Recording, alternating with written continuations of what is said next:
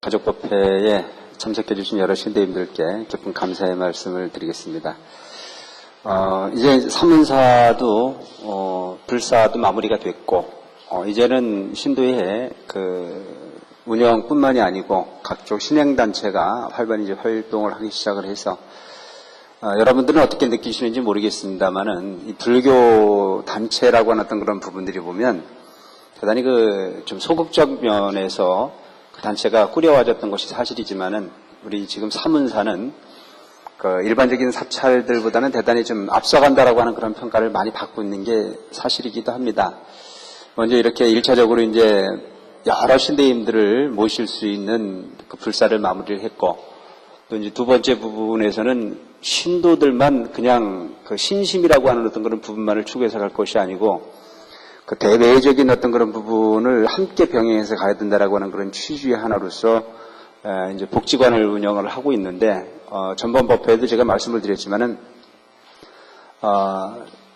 여러분들이 아마 현장에서 복지관이 운영이 되지는 부분을 본다면은 참 필요한 일을 하는 거다라고 하는 느낌을 다시 한번 갖지 않을까 싶은 생각을 합니다.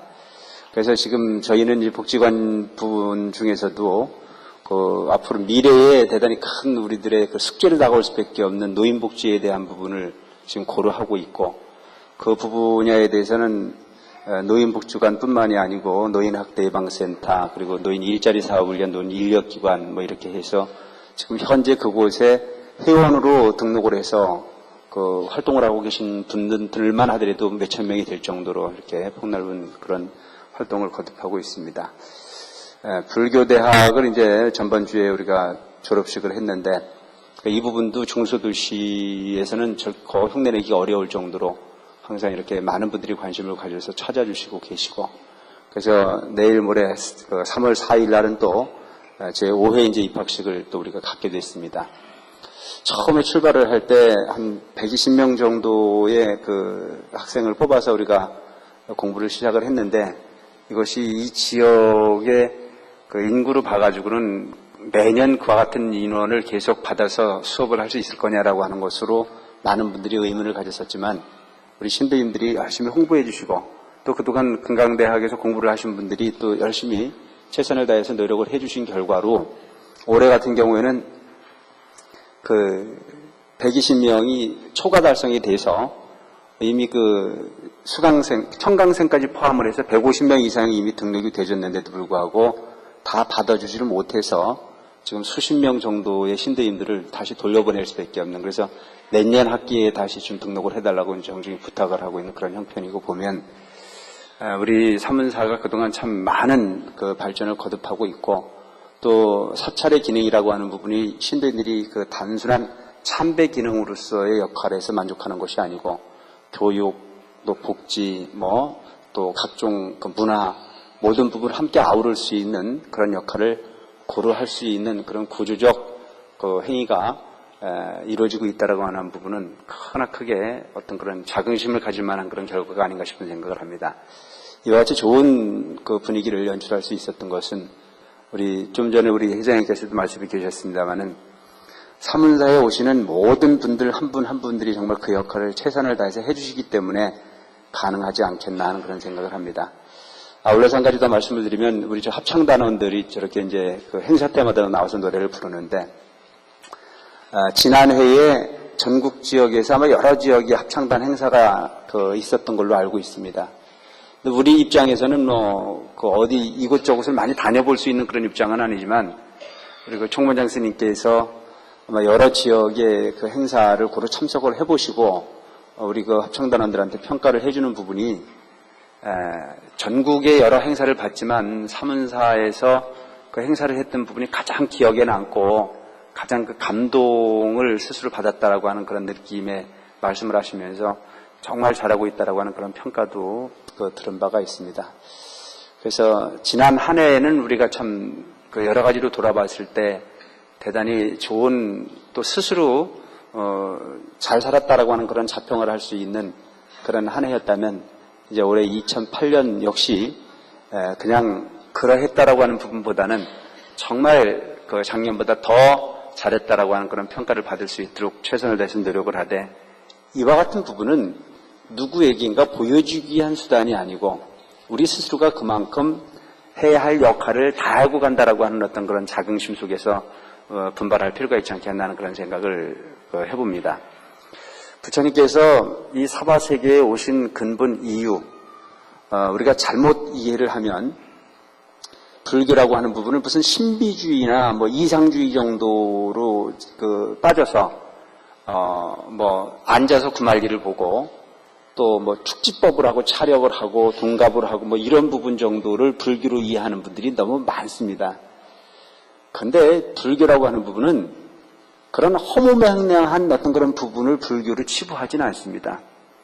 그 불교라고 하는 부분은 사실은 부처님 초기의 어떤 그런 가르침부터 우리가 쭉 열거를 해서 보면 아주 현실적인 그런 부분을 많이 강조를 하셨습니다. 스님들이 선방에 들어가거나 또 불교인들이 참선이나 화두에 들어서 열심히 수행을 하는 목적이 뭐냐? 그 목적이라고 하는 부분을 잃어버리지 않고 하는 행위는 의미가 없는 거 아니냐, 이제 이런 그 질문을 스스로 하시더라고요. 근데 거기에 대한 답을 우리 스스로도 한번 만들어 볼 필요가 있지 않겠나 하는 그런 생각을 제가 했습니다. 여러분 열심히 기도를 하세요. 또 스님들이 열심히 참선을 하시거나 그 화두에 들어서 선방에 들어가셔서 많은 시간을 보내고 있습니다. 무엇을 위한 것이냐?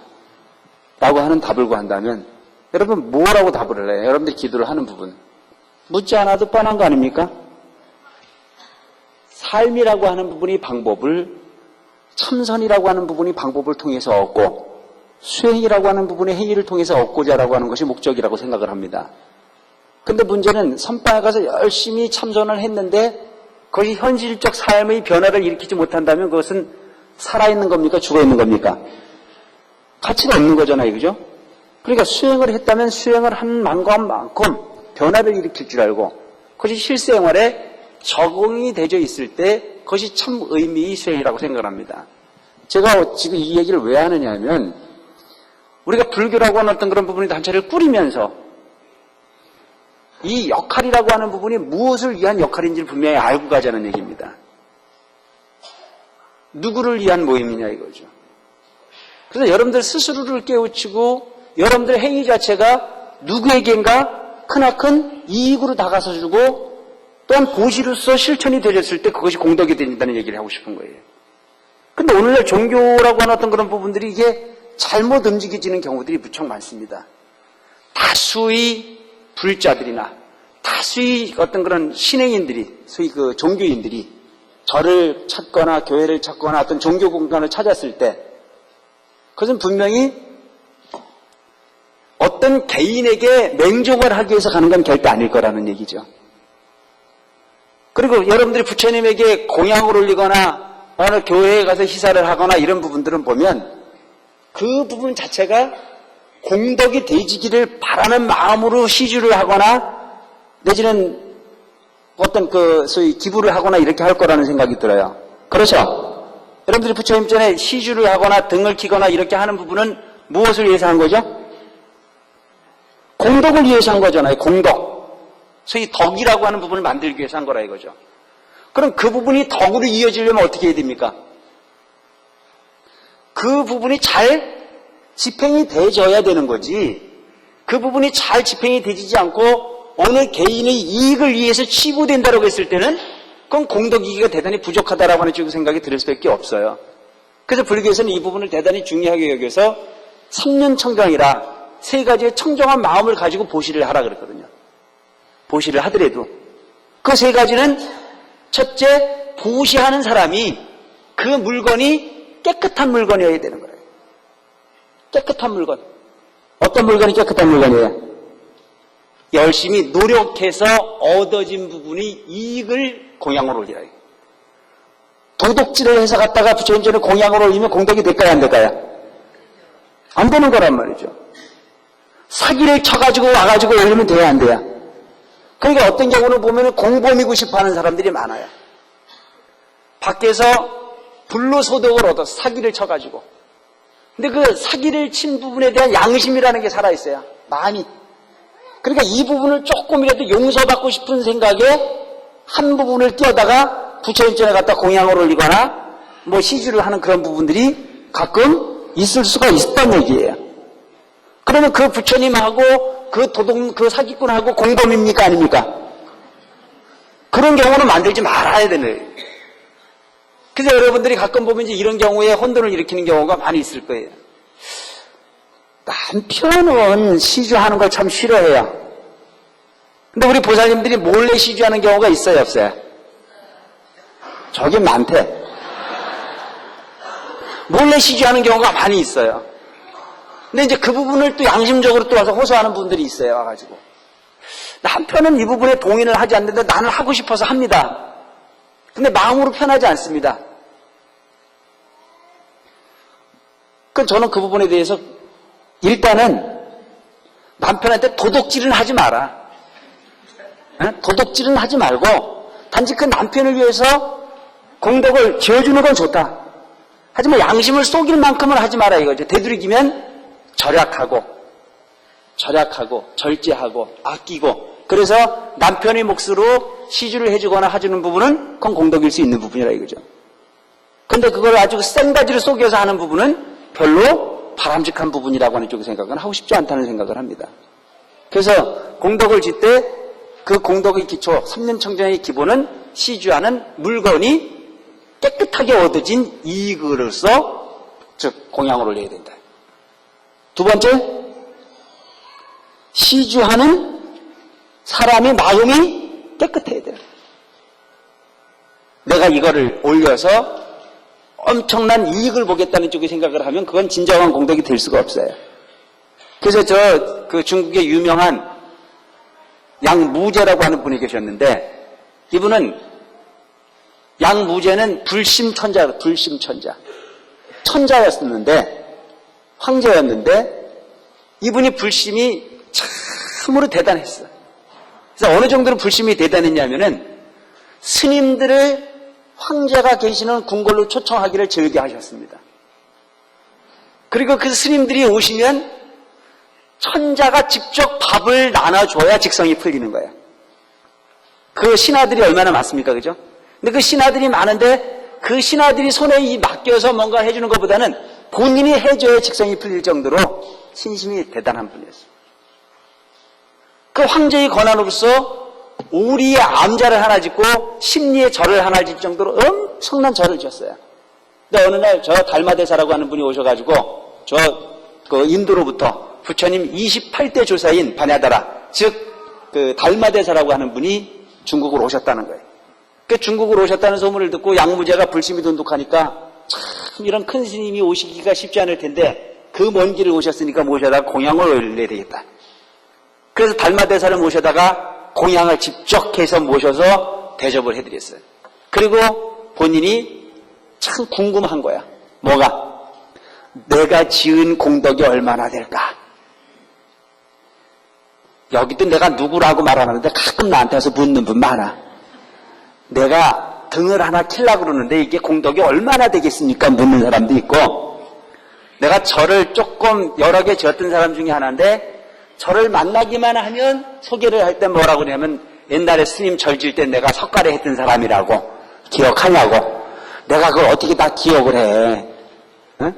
그러니까 옛날에 절 질 때 스님이 주지할 때 나는 하고 싶은 생각이 전혀 없었는데 스님이 주지를 하니까 내가 과부 제이빛을 내서 시주를 했다 이거야. 스님이 딴 건 몰라도 어렵게 시주했던 나만큼은 꼭 기억을 해달라는 그런 의미예요. 그럼 나는 기억이 안 나는데도 그냥 기억한다고 그래 내가. 왜? 그거 기억을 못한다 그러면요 그 양반 나한테 이갈아서 안 돼요. 그때 그 시주를 해주셔갖고 제가 아주 신세를 많이 졌다고 항상 인사를 하는데, 그러해도 그분은 공덕이 된 건 분명하지만 그걸 그냥 했다는 생각을 크게 하지 않고 정말 적게 해서 죄송하다. 내가 더 할 수 있었으면 참 좋았을 텐데 그때 형편이 그렇게 넉넉하지 못해서 많이 하지 못했다. 항상 부족하다라고 하는 쪽의 생각을 가지고 겸손함을 가지고 있었으면 그 공덕은 엄청났을 텐데 그 행위 자체를 나는 최고로 했다는 생각을 가지고 평생을 울거먹다 보니까 그 부분이 공덕이 커지기보다는 그냥 고만하기 뺏기는 안 되는 부분이 우리 생활 주변에서 많이 만무하고 있는 게 현실이라 이거죠. 근데 이 양무제라고 하는 이 황제도 자기의 어떤 그 모습은 황제이지만 마음은 우리 범부의 마음이나 그 황제의 마음의 차이가 별로 없었던 것 같아요. 그러다 보니까 이제 달마다사에게 본인이 그동안 불교를 위해서 행했던 부분에 대한 결과에 칭찬을 받고 싶으니까 내가 지금까지 이마 같은 불사를 이렇게 했고 많은 경전을 편찬할 수 있도록 했고, 여러분 요즘에 책을 만드는 것은 어려워요, 안 어려워요? 요즘에 책을 만드는 건 별로 안 어렵지만 옛날에 출판의 어떤 그 기술이 발달하기 전에는 책을 만드는 건 너무너무 어려웠어요. 그 책을 만든다는 건 뭐예요? A라는 책을 보고 뺏기는 거예요. 붓을 가지고 쓰는 거예요. 그러니까 그 책이 한 권이 두 권이 만들어지는 부분이 얼마나 어렵겠습니까? 그렇죠? 아주 공덕 중에 수중한 공덕이 책 만드는 거였어요. 그래서 하나의 경전을 만들면 한 부처님이 탄생하는 거요. 두 권을 만들면 두 부처님이 탄생하는 거다. 왜? 경전 속에 부처님 말씀이 있으니까. 근데 그 당시에 양무제는 말도 못한 사람들을 모아가지고 책을 쓰는 거야, 계속. 그래서 수많은 경전을 편찬을 했어요. 그러니까 내가 책을 이만큼 만들고, 경전을 이만큼 편찬을 했고, 절을 이만큼 짓고, 나는 스님들을 보면은 너무너무 기쁘고 행복해서 그냥 지나친 스님이 없다. 반드시 그 스님을 모셔다 공양을 올리고, 그 스님을 칭송을 했고, 그분에게 법문을 듣기를 나는 청했느니라. 내가 한 공덕이 얼마나 되겠냐 이렇게 물어봤어요. 그러니까 달마다사가 가만히 보니까 공덕이 엄청나게 많긴 많은데 복을 까불려고 앉아있는 거야.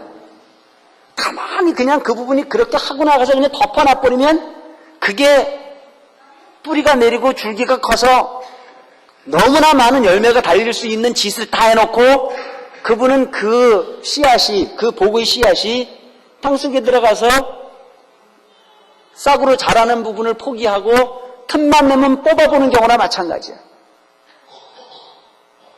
여러분 씨앗을 땅에 심었으면 그 씨앗이 촉이 트고 뿌리가 내리고 줄기를 크고 잎사귀가 열려서 꽃이 피고 열매가 맺을 때까지 기다릴 줄 아는 부분이 반드시 필요한 거잖아요. 근데 그때를 못 기다리고 얼만큼 컸는지 파보면 그 씨앗은 제대로 씨앗으로서 역할을 할 수가 있어요, 없어요? 없는 거예요. 가끔 보면 우리 신도님들도 저한테 그런 답답한 소리를 하는 분들이 많이 있어요. 뭐가 안 돼서 온다 이거죠. 그럼 제가 할 수 있는 이야기는 뻔한 이야기입니다. 청정한 마음을 만드십시오. 그래서 지혜의 근본을 닦으십시오. 그리고 공덕을 짓기 위해서 노력하십시오. 지혜라고 하는 부분은 자기 스스로의 씨앗을 품종 개량하는 거예요. 또한 공덕이라고 하는 부분은 그 씨앗이 걸음을 빨아먹어서 성장할 수 있는 걸음과 같은 존재인 만큼 절대 바라는 마음이 없이 최선을 다해서 노력하라고 하는 얘기입니다. 그래서 우리가 복과 지혜를 말하는, 부처님을 부를 때 우리가 복과 지혜를 양육하신 분이라고 부르잖아요. 우리는 부처님 제자가 되기 위했다는 자체는 복이 없는 내가 복을 짓고 지혜가 부족한 내가 지혜를 완성하는 것이 불교의 목적입니다. 그래서 여러분들이 수행을 하는 것 자체는 지혜를 만드는 거야. 여러분들이 관세음보살을 부르고 참선을 하고 화두에 들고 마음을 모아서 온갖 번뇌에서로부터 자유로울 수 있도록 노력해가는 행위는 스스로의 근본을 지혜롭게 하는 겁니다. 그리고 그 지혜로운 내가 공덕이 있어야 돼. 걸음기가 있어야 나한테 영양 공급이 될 거 아닙니까?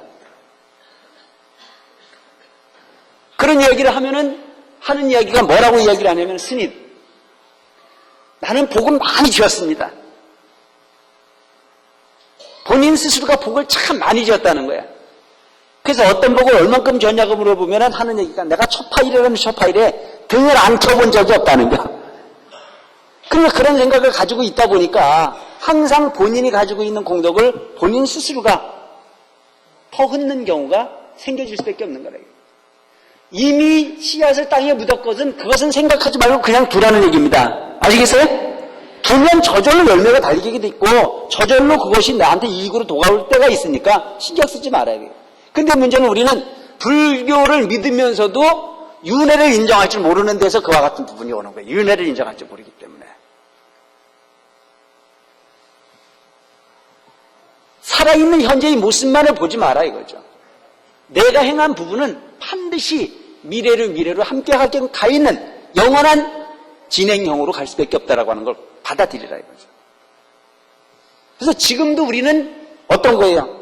윤회의 진행 현상에 놓여 있는 거야. 어떤 결론에 맺어진 존재가 아니라고 하는 걸 분명히 알아가는 거죠.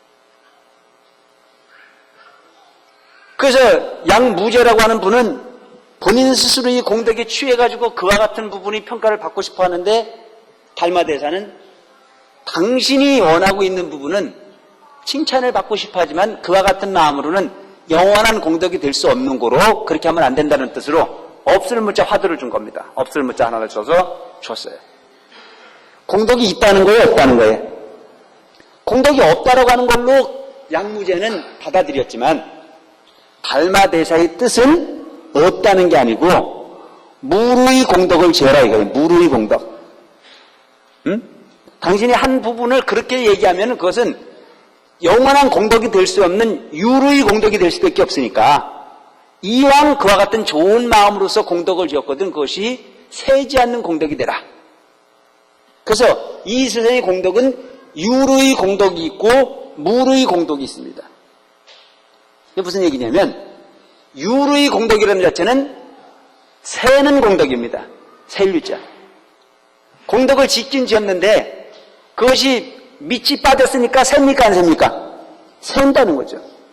그 공덕 자체가 여러분들이 스스로가 어떤 행위를 하고도 그것을 내가 했다는 생각을 해서 자랑을 하면은 유루의 공덕이 되는 거고 그 부분이 자랑하는 마음이 없는 정말 잘했다라고 하는 쪽의 생각이 없는 무주상보시를 하면 그것은 무루의 공덕이 된다는 얘기입니다.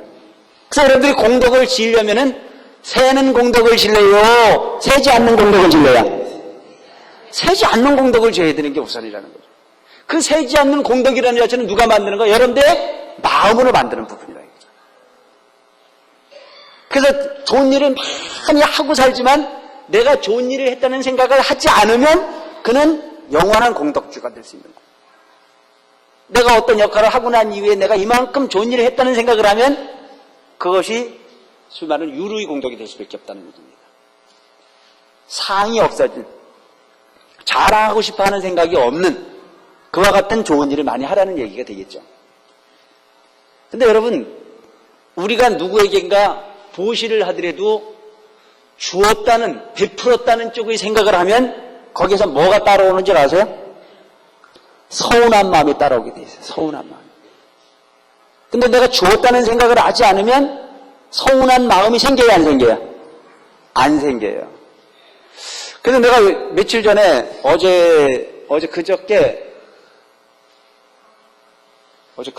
그저께구나. 우리 노인학대 예방센터 이곳에서 사례판정위원회라고 하는 위원회를 한다 그래요. 그래서 한 번도 내가 거기를 제대로 시간이 없어서 가본 적이 없었는데 그날은 특별히 좀 회의가 있으니까 와달라 그래서 갔더니 거기에 3가지 유형의 사례가 이렇게 올라와 있어요. 그 무슨 사례냐 하면 노인들이 자식들로부터 소위 말하는 관세를 당하는 부분의 유형. 그래서 여러분들도 우리 사문사 신도들 중에서도 연세가 높으신 노부살님들이 자식이 역할을 제대로 안 해가지고 너무 속이 터져 죽겠으면 신고하라고. 요즘은 그런 부분이 있어요. 그래서 이게 법으로 구속을 할 수 있는, 제재를 할 수 있는 부분이 기능이 요즘엔 있습니다. 그 기능을 하는 곳이 노인보호기관이에요. 지금 우리 사문사에서 하고 있는 기관입니다. 그래서 그 노인보호기관이라고 하는 자체는 뭐냐면 자식이 당연히 부모를 거느려야 되는데 용돈도 안 주고 잠자리도 제공을 잘 안 하고 잘 안 하면 그 자식에게 명령을 할 수 있는 권한이 있어요. 너 부모 잘 모셔라. 재산이 있는데도 부모에게 용돈도 안 주고 관심도 없게 내방치면 그 재산을 압류할 수 있는 기능까지 생긴 겁니다. 근데 몰라서 못하는 그런 경우들이 무척 많아요. 근데 그런 모습들을 가만히 보면 요즘에 엄청나게 많은 거예요. 지금 이 강원도 지역 내에서 1년에 노인 관련 학대 방임 신고 건수가 한 1200건 정도가 된다 그래요. 예? 찾아다니며 상담하고 하는 이런 부분의 건수가 엄청나게 많은 부분이라 이거죠. 근데 그와 같은 현상들이 왜 일어나느냐? 업이라는 생각을 안 하니까 그런 경우가 생기는 거예요. 근데 그런 부분이 갈등을 가만히 들어보니까 관세 당하는 시어머니는 거기도 또 책임이 있긴 있더라고. 어? 거기에도 분명히 책임은 있는 거예요. 내가 보니까 무조건 젊은이한테만 문제가 있는 게 아니더라고. 그래서 어떤 사건이 딱 벌어지고 나면 큰 나쁜 놈이 어떻게 부모를 그렇게 모실 수 있나라고 하는 분한 마음이 딱 일어서는데 그 내용을 깊이 있게 가만히 들어보면 다 똑같아. 그 지시라고 하는 부분이. 시어머니도 사실은 무조건 나이만 먹었다고 시어머니가 되는 게 아니더라고. 무조건 아들 낳기 때문에 내가 소위 권리 주장을 하는 시대는 지금 지냈습니다. 그렇죠? 요즘은요, 며느리한테 잘해야 돼요. 우리끼리 얘기인데 잘하자고, 알겠어요? 옛날 같은 경우에는 그냥 아들 낳았다는 유세 하나로 며느리를 막 했는지 몰라도 요즘은 그거 안 통하는겨. 그러니까 최대한 상대방에게 잘 해주고 잘 해줬다는 생각을 하면 돼, 안 돼? 그거 안 되는 겨. 내가 요 얘기 하려고 그러는 거야. 최대한 잘해주고 잘 해줬다는 생각을 하지 않으면 서운한 생각이 안 들어요. 근데 본인 나름대로는 최선을 다해서 잘 해줬다고 그래서 잘 해줬다는 생각을 들고 다니면 이게 괴로움의 근본이 되더라는 얘기죠. 그래서 우리 불자의 기본은 내 가족, 내 이웃을 비롯한 모든 부분들을 어떤 마음으로 봐야 되느냐? 측은하게. 측은지심이라. 요거 꼭 외우란 말이에요. 항상 어떤 경우가 생기면 측은지심. 남편을 봐도 측은하게 보고 자식을 봐도 측은하게 보고 다 측은하게만 보면 거기서 가장 좋은 마음이 생겨요. 측은지심을 여러분들이 마음속에 새겨야 돼요. 그래서 부처님이 어떤 분이시냐? 부처님이 일체의 모든 중생을 다 측은하게 보신 거예요. 왜 측은해? 윤회에 끄들려서 육도윤회, 삼독심을 버리지 못해가지고 육도윤회에 끄들려가고 있는 중생을 보니까 너무너무 불쌍한 거예요, 이게. 그 측은지심이 일어나는 거예요. 그래서 이 측은한 마음은 누가 가질 수 있어야? 측은한 마음은 가지고 있는 부분이 있어야 측은지심이 생기는 거 아니에요. 그래서 그 측은지심으로 통해서 보시를 만들어라. 주는 걸 아깝게 여기지 마라. 주되 바라는 마음이 없이 베풀어 주어라. 물질적으로 베푸는 것만 베푸는 게 아니야. 며느리가 시집을 와서 살면 그 며느리한테 무슨 선물을 많이 사다 주고 재산을 많이 넘겨주는 것만이 시어머니 역할은 아니에요. 어떻게 보면 돼? 측은하게 보면 돼. 평생을 너의 사랑하는 부모 밑에서 네가 커가지고 고이 커서 인면식도 하나 없는 생면부지 나한테 어머니 하고 굽신거리는 네 마음은 얼마나 속이 터지겠나 싶은 마음으로 보란 얘기예요. 그래 안 그래? 그렇게 보면 그 며느리가 얼마나 귀해. 그 마음을 그런 식으로 보면 그 며느리한테 아픈 소리는 절대 할 수가 없어요. 측은지심이라는 게 먼 데서 이루어지는 게 아니에요. 그러면 마음이 측은해지면서 그에게 오직 좋은 말을, 긍정적 사고를 통해서 찬사를 보낼 수 있는 말들이 나오고 그 말이라고 하는 부분은 훗날 뭘로 돌아와야? 효라고 하는 부분으로 돌아오게 돼 있어요. 세상을 잘 사는 방법에 대해서 집착하지 마세요. 그래서 항상 모든 대상을 다 할 때 연세가 드셨거나 젊으셨거나 상대방 입장에서 봐줄 수 있는 측은지심을 바탕으로 한 보시행을 실천해라. 두 번째가 지계, 계를 지킬 줄 알아야 돼. 청정한 계행을 지킬 줄 알아라. 어저께 어떤 분이 와가지고 저한테 그런 이야기를 해요. 어떻게 살아야 잘 사는 겁니까? 어떻게 살아야 잘 사는 겁니까? 이 세상은 인과에 의해서 살게 되어 있거든요. 그래서 인이라고 하는 1차적 나와 연이라고 하는 간접적 조건이 만나서 행과 불행을 만들어내는 게 작용의 현상이 일어나게 되어 있어요. 그래서 인이라고 하는 부분과 연이라고 하는 부분은 반드시 인연이라고 하는 건 사람과 사람이 만나는 것만이 인연이 아니에요. 1차적인 부분이 나라고 하는 부분을 인이라고 얘기를 하는 거고 나를 중심으로 한 만나지는 조건은 물건이든 환경이든 사람이든 모든 부분은 다 연입니다. 아시겠습니까? 콩이라고 하는 씨앗이 콩씨앗 혼자는 절대 그 모습만 가지고 있을 뿐이지 변화를 시킬 수 있습니까? 없습니까? 이거 좀 잘 생각해 보세요.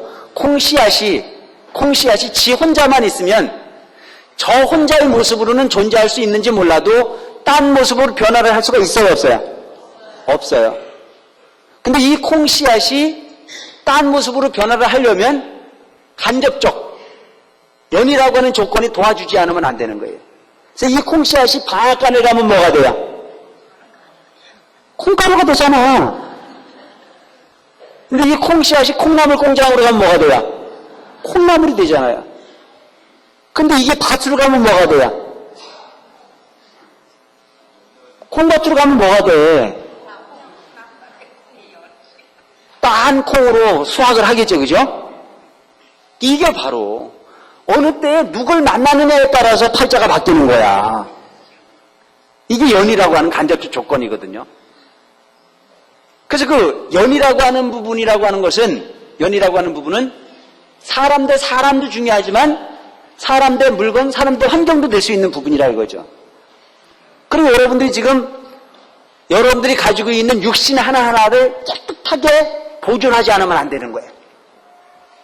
내가 입던 옷 한 가지라도 함부로 버리면 그 옷이라고 하는 부분은 연으로 나한테 간접적인 조건에 도움을 줬던 부분이거든요. 근데 이 부분을 버릴 때도 괄세를 해서 버리면 그 부분이 돌고 돌아가고 나중에 또 나한테 올 때는 더러운 모습으로 오겠습니까? 깨끗한 모습으로 오겠습니까? 이거 잘 생각해 볼 필요가 있는 것 같아, 내가 볼 때. 깨끗한 모습으로 버려야 깨끗한 모습으로 해양이 되게 돼 있어요. 여러분, 머리털 하나를 깎아서도 함부로 버리는 게 아니에요, 사실은. 이걸 깔끔하게 태워주는 게 좋은 거예요. 그래서 이 세상에 가장 정화가 깔끔하게 되는 건 태우는 거잖아요, 그죠? 그러면 그 부분이 깨끗하게 해양에 대해서 내게 오게 돼 있어. 그래서 받고 버리는 부분까지도 청정하지 않으면 안 되는 부분이라요. 음식만 하나도 그냥 내 입에 들어가는 것만 깨끗하고 나머지는 마구 퍼붓는 부분으로 가지 말고 깨끗하게 정리해서 버릴 줄 아는 부분이 필요하다는 얘기입니다. 아시겠습니까? 다시는 안 만날 것 같아도 만나게 돼 있는 게 인과야. 그래서 우리가 생각하는 부분은 아직 인간의 이기적인 사고를 통해서 인간 대 인간만을 이견이라고 얘기하지만 물질적, 환경적 모든 부분이 만남과 헤어짐도 인과라고 하는 것을 잊지 말아야 해요. 그러니까 이 세수 하나를 해도 그렇고 항상 자기 자신을 깨끗하게 지켜갈 줄 아는 우리 사람 마음이라는 게 참 묘한 게 있어요.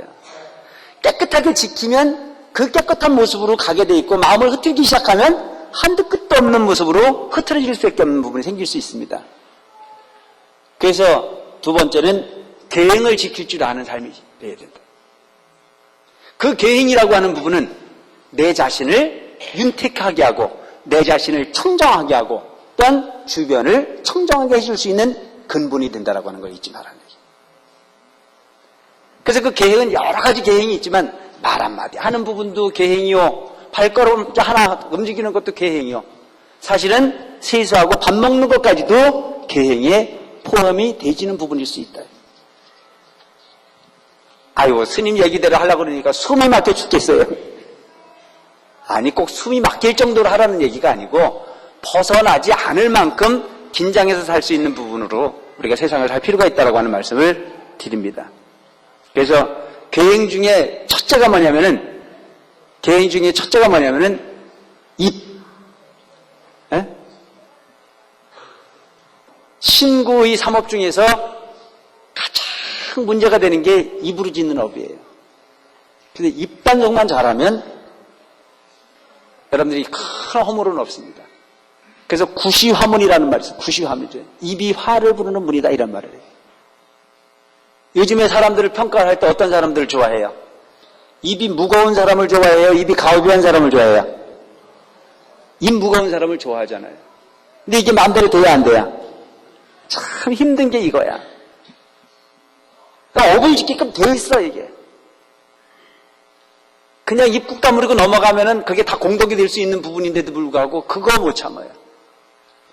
그래서 불자라고 그러면은 입이 화를 부르는 문으로 쓰지 말고 입을 복을 부르는 문으로 써라. 그래서 여러분 딴 데 가면 입 꾹 다물고 참선하고 화도하라고 그러는데 이 구인사에 보면 입을 쓰라고 왜 안 쓰라 그래요? 에? 그러니까 그거 부르는 데만 쓰라고.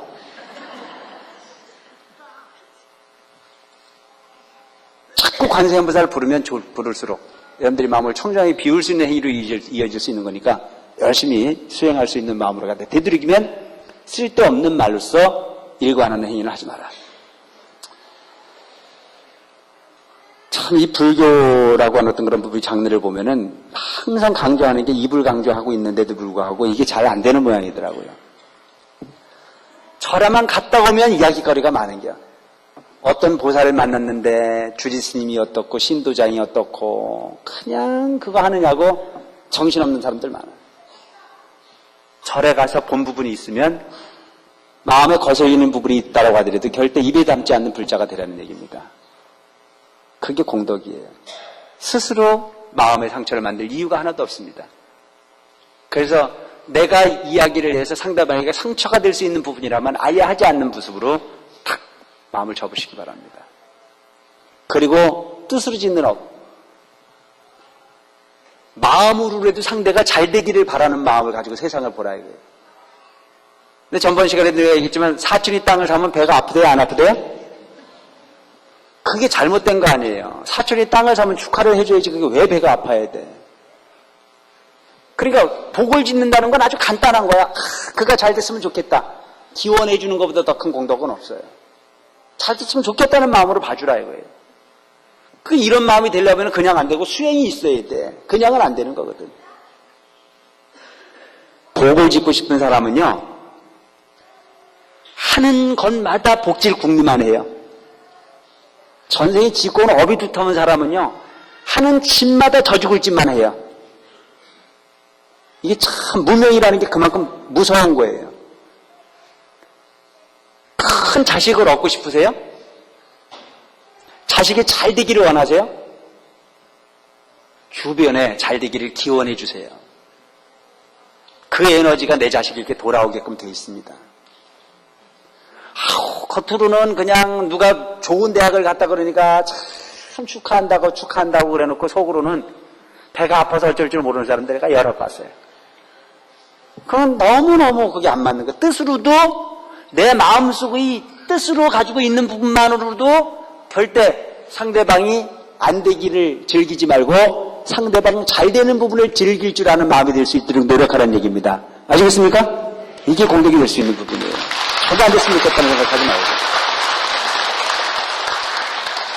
이왕 마음을 내는 것 자체가 우리 마음이라는 자체가 한 발짝 잘 뛰면 복이 되는 거예요. 한 발짝 잘못되면 업이 되는 거 아닙니까? 그렇죠? 어? 우리 마음이라는 거 항상 존재하게 돼 있어요. 한 발짝 잘 뛰면 복이 되는 거고 한 발짝 잘못되면 업이 되는 거야. 이왕이면 복이 되게끔 살아야 되겠죠. 복이 될 수 있도록. 이 마음을 컨트롤할 수 있는 부분의 에너지가 어디서 나오느냐? 수행에서 나오겠죠. 열심히 수행에서. 그 다음에 세 번째가 뭐냐면 인욕행을 해. 인욕행. 좋은 일을 하려고 그러면 마구니가 덤벼야 안 덤벼야? 호사다마다 이런 말이 있어요. 호사다마다.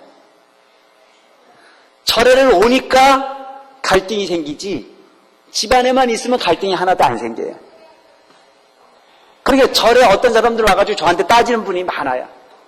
난 절에 조금만 만들러 갔는데 절에 갔다 왔더니 마음이 상처가 너무 심하다 이런 얘기를 하는 분이 많이 계세요. 있을 수 있어요. 그게 마군이거든요. 절에 나오셔가지고 하다못해 봉사활동이라도 하니까 별 얘기가 다 들리는 거야. 부엌에 가서 설거지 열심히 하고 정말 행사 때마다 열심히 그 일을 해줬는데 어느 사람이 이야기를 하는 게 저겐 부엌에 가서 저렇게 열심히 하는 게 아마 생기는 게 있으니까 저 짓을 하지 미쳤다고 그 짓을 하겠어? 이런 짓을 해가지고 상처를 주는 사람이 있어. 그 절에도 어떻게 받아야 그런지 몰라 내가 누구 말을 누구라고 말을 안 하는데 그러면은 그 열심히 순수한 마음으로 봉사한 분은 그게 상처가 생겨야 안 생겨야? 상처가 생겨가지고 마음이 팍 산란해지는 거야. 그래서 와가지고 스님한테 눈물콧물 빠뜨리면서 스님 철회를 타녀야 될 건지 안 타녀야 될 건지 참 마음이 괴롭다는 게. 그럼 내가 뭐라 그래? 세상에 온유열대끝에 농사가 그냥 되는 거 봤냐 이거예요. 땀을 흘려야 농사가 되듯이 세상에 욕을 먹지 않으려면 제일 좋은 방법이 있다 이거예요. 뭐 이불 속에서 안 나오는겨. 그럼 거긴 칭찬도 없어, 그죠? 칭찬도 없지만 비난도 없잖아요. 온유열대학빛에 봄에 파종을 하지 않은 사람은 가을에 태풍이 오거나 여름에 장마지거나 신경 쓸 일이 있어요, 없어요? 한 개도 신경 쓸 일은 없어. 그러니까 그런 말이 있잖아요. 세상의 복은 거지보다 편한 건 없다고. 어? 옛날에도 얘기했지만 거지는요 억수장마가 져도 신경이 쓰여야 안 쓰여요? 신발장만 들고 튀면 되는 거잖아. 그런데 나는 집을 이렇게 지어놓고 나니까 아주 걱정이 태산이야. 그렇잖아요. 옛날에 저 밑에 조그마한 집이 있을 때는 신경도 안 쓰였어. 왜? 무너져 봐야 뻔한 거니까. 근데 집을 이렇게 지어놓고 나니까 눈만 많이 와도 신경 쓰이는 게 내가. 왜? 눈만이 와갖고 눈만이 쌓여가지고 이게 쭉 미끄러져가지고 오는 사람 어떻게 한 번 안 맞을까 싶어가지고 신경 쓰이고. 그리고 맨날 잔소리가 뭐냐면 되도록이면 그 사람들 맞지 않게 조심해서 다닐 수 있도록 신경 쓰라고 그러고 또 집을 이렇게 높게 정하고 놨더니 계단에서 미끄러져가지고 또 넘어지지 않을까 싶어 신경 쓰이고 다 걱정인 거라. 근데 이것은 행복한 걱정이에요? 불행한 걱정이에요? 행복한 걱정이야. 걱정이 없는 행복이 또 어떻게 있어요? 그래서 공덕이라고 하는 부분이 누군가가 비난을 두려워하면 공덕이 될 수도 없는 부분이라 이거죠.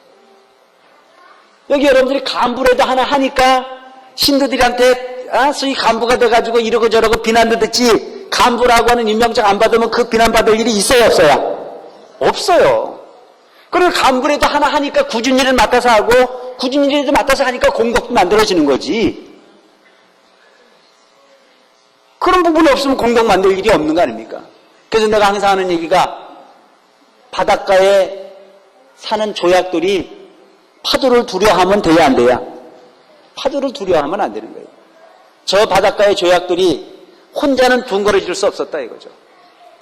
많은 조약돌이 파도라고 하는 것이 와서 때려줄 때 그 파도를 두렵지 않고 맞섰고 주변에 있는 돌들이 서로 몸을 부딪혀 둥그러질 수 있었듯이 수행이라고 하는 것은 바로 그런 것이다.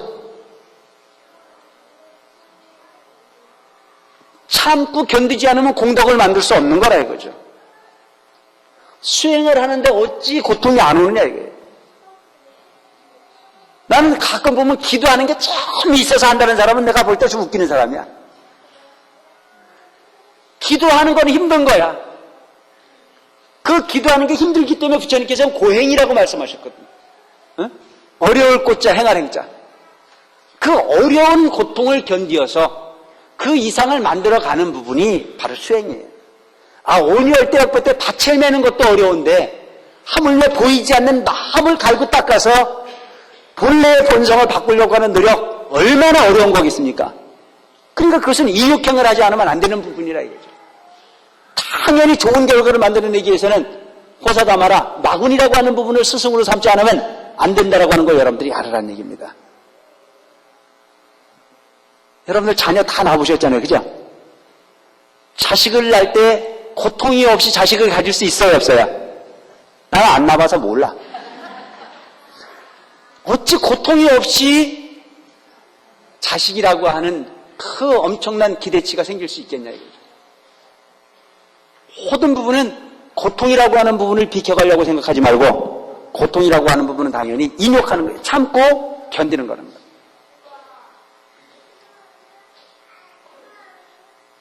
그 다음엔 정진이야. 고통스럽든 즐겁든 꾸준하게 목표를 향했으면 행해서 가는, 열심히 노력해 가는, 그래서 꾸준한 부분을 정진이라고 해요. 쉼이 없는 행위를 통해서 노력해 가는 겁니다. 그 꾸준하게 정진을 해서 가다 보면 거기서 뭐가 생겨? 선정이라는 게, 마음이 청정하게 비워지는 상태가 되게 됩니다.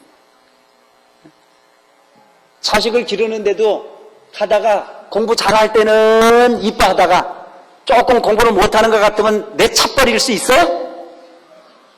에? 공부를 잘할 때도 내 새끼고 공부를 못할 때도 내 새끼 아닙니까? 그렇죠? 인생이 그런 거란 말이죠. 수행이라고 하는 우리 장르가 그런 거예요. 목표를 정했거든 공부가 잘 될 때도 정진을 해야 되는 거요. 공부가 좀 덜 될 때도 정진을 해야 되는 거예요. 시정여일하게. 그래서 그렇게 선정으로 일관을 했을 때 청정한 선정이 이루어졌을 때 거기에서 지혜라고 하는 열매가 만들어질 수 있는 것이 바로 불교다. 그래서 오늘 여러분들에게 말씀을 드린 것은 육바라밀에 대해서 말씀을 드렸습니다. 이 6가지 경계를 통해서 여러분들이 수행을 하고 그 수행이라고 하는 분의 장르를 통해서 변화가 되어지고 깨달음의 문턱에 다가설 수 있는 부분이 바로 불교다라고. 그래서 이와 같은 부분은 그냥 육바라밀이라고 하는 어떤 이와 같은 부분은 불교인들만 해야 될 부분이 아니고 우리 생활 속에서의 그냥 생활 규범으로만 적용을 해도 엄청난 찬사를 받을 수 있는 존재들이 되고 남음이 있을 겁니다. 무쪼록 열심히 정진하는 불자가 되어주시길 바라고, 오늘